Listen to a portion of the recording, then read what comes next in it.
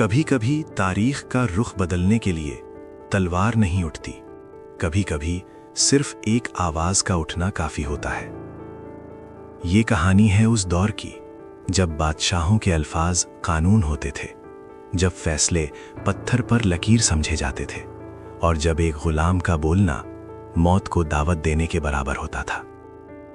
یہ کہانی ہے غلام جس نے بادشاہ کا فیصلہ بدل دیا۔ سلطنت نورنگ، ایک ایسی سلطنت جو اپنی شان، اپنی سختی اور اپنے بے رحم قانون کے لیے مشہور تھی۔ یہاں انصاف کا مطلب تھا قانون پر اندھا عمل، اور اس سلطنت کا حکمران تھا بادشاہ شاہ ارمان بن سلیم۔ لوگ کہتے تھے شاہ ارمان کا دل کم اور قانون زیادہ بولتا ہے۔ اس کے فیصلے سیدھے ہوتے تھے مگر اکثر بے رحم۔ اسی قلعے کے اندر ایک غلام رہتا تھا۔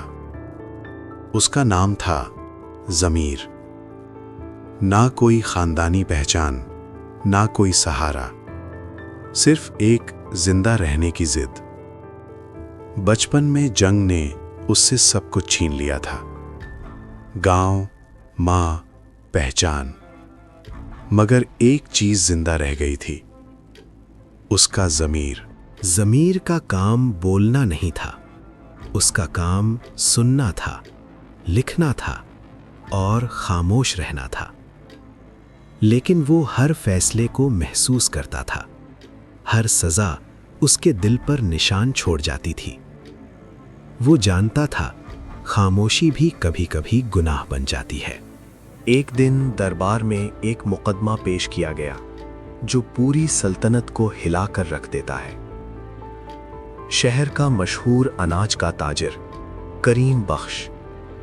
الزام یہ تھا کہ اس نے اناج چھپا کر مہنگی قیمتوں پر بیچا اور غریب لوگ بھوک کا شکار ہوئے۔ قانون واضح تھا، سزا صرف موت۔ بادشاہ نے صرف ایک جملہ کہا، قانون اپنا راستہ لے گا۔ ضمیر نے جب کریم بخش کا چہرہ دیکھا تو اس کے ہاتھ کانپ گئے۔ وہاں لالچ نہیں تھا، وہاں شرم تھی، وہاں مجبوری تھی۔ ضمیر کو اپنا بچپن یاد آ گیا، بھوک، سوکھا، اور وہ راتیں جب روٹی بھی دعا لگتی تھی۔ اس رات قلعہ خاموش تھا، مگر ضمیر کا ضمیر چیخ رہا تھا۔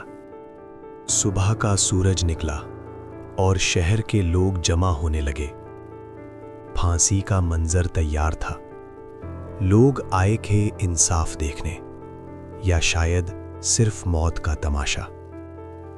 بادشاہ اپنی شاہی کرسی پر بیٹھا تھا، قاضی فیصلہ پڑھنے کے لیے تیار تھا، اور ضمیر اپنی زندگی کا سب سے مشکل فیصلہ کر چکا تھا۔ جب قاضی نے زبان کھولی، ضمیر دربار کے بیچ آ گیا۔ ضمیر: بادشاہ سلامت، ایک غلام کی گزارش سن لی جائے۔ وزیر غصے سے بھڑک اٹھے، لیکن بادشاہ نے ہاتھ اٹھایا۔ بادشاہ: بول، لیکن یاد رکھنا الفاظ واپس نہیں لیے جاتے۔ اگر قانون صرف سزا دیتا ہے اور وجہ نہیں پوچھتا تو وہ عدالت نہیں رہتی، صرف ڈر بن جاتا ہے۔ یہ جرم لالچ کا نہیں، بھوک کا نتیجہ ہے۔ دربار میں خاموشی چھا گئی۔ کریم بخش نے سر جھکا کر سچ قبول کیا۔ اس نے کہا، میں امیر بننا نہیں چاہتا تھا، صرف زندہ رہنا چاہتا تھا۔ بادشاہ شاہ ارمان کھڑا ہو گیا۔ اس کے چہرے پر پہلی بار یقین نہیں، سوچ تھی۔ اسے اپنا بچپن یاد آیا، اسے اپنے والد کا رحم یاد آیا۔ لمبی خاموشی کے بعد بادشاہ نے کہا، آج قانون ٹوٹا نہیں، سمجھا گیا ہے۔